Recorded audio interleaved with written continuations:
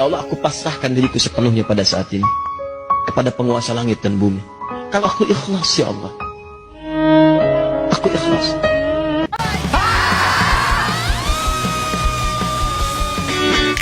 Bagaimana jika kalian berada di posisi tadi? Pasti nggak nyaman kan?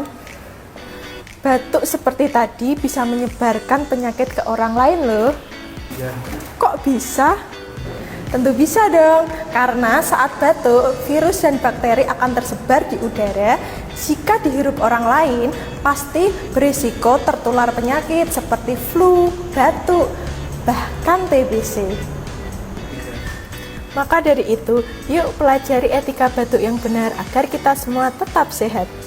Etika batuk yang harus dilakukan, tutup mulut dan hidung dengan tisu saat batuk. Jika sudah, segera buang tisu ke tempat sampah. Lalu, cuci tangan dengan sabun dan air mengalir. Jika tidak ada tisu, gunakan lengan bagian dalam untuk menutup mulut saat batuk. Gunakan masker jika sedang batuk atau flu. Dengan menerapkan etika batuk, kita tidak hanya melindungi diri kita sendiri, tapi juga melindungi orang-orang di sekitar kita.